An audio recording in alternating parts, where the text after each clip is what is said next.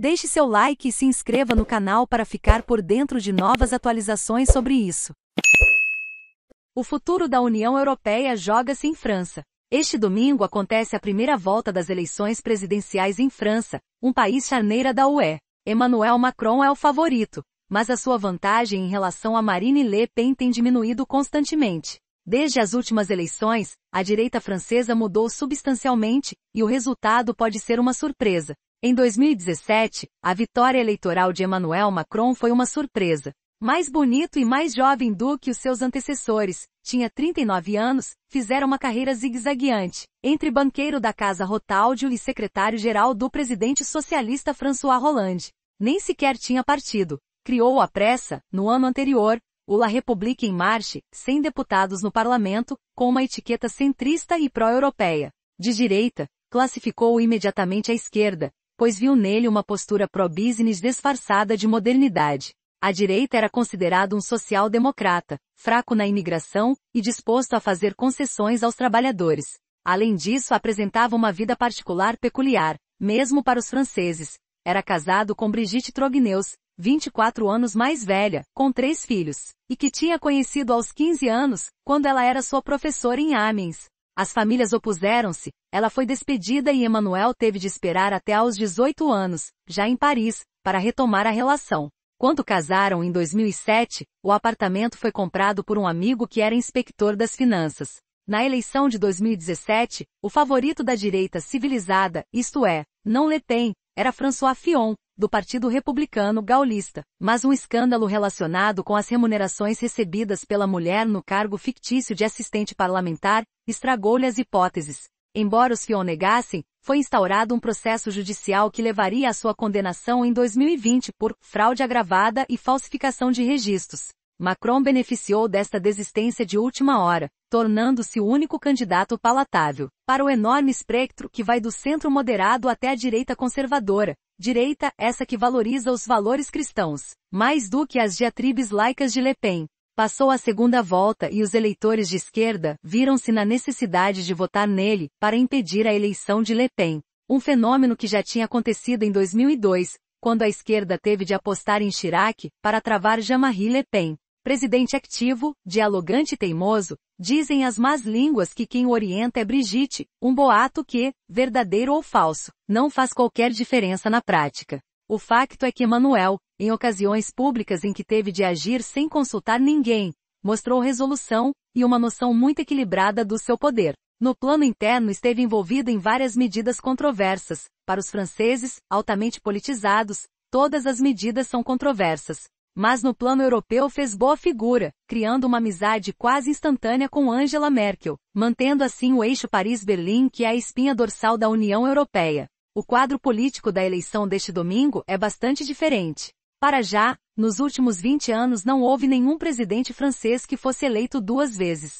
A esquerda, destroçada com o escândalo sexual do seu primeiro candidato em 2017, Strauss-Kahn, seguido do mandato desastroso de Hollande, continua sem destino. Já nem sequer usa os seus rótulos. O Partido Socialista e as suas franjas chamam-se agora La France Insoumise, a França que não se submete, e os comunistas, que foram um partido formidável na década de 1950, estão reduzidos a partidos mínimos. A disputa coloca-se assim entre as várias direitas ou, se quisermos, entre o centro à direita, ficando os eleitores de esquerda como fiel da balança. Um quadro estranho, no mínimo. No ano passado pensava-se que o cenário de 2022 seria uma repetição de 2017. Macron e Le Pen a passarem para a segunda volta, e depois toda a gente a juntar-se contra Le Pen, mesmo não gostando de Macron. Os republicanos gaullistas escolheram uma candidata sem grande carisma, Valérie Pécresse. É liberal politicamente e conservadora na economia, mas mal aparece nas sondagens. Isto porque o seu espaço político foi completamente tomado por 2 personalidades altamente mediáticas, a conhecida Marine e o recém-chegado Eric Zemmour.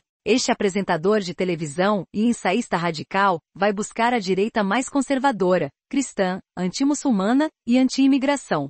A diferença entre uma e outro é subtil, mas importante. Le Pen defende o laicismo do Estado, e é contra os imigrantes porque tiram os empregos aos franceses, são violentos, não obedecem às leis, etc. Zemmour crê que os valores da França são o catolicismo e a família tradicional, ameaçados pela chamada grande substituição, como os imigrantes, que não param de chegar, têm taxa de natalidade muito superior aos franceses, é uma questão de tempo, e não muito, para a França se tornar um país muçulmano.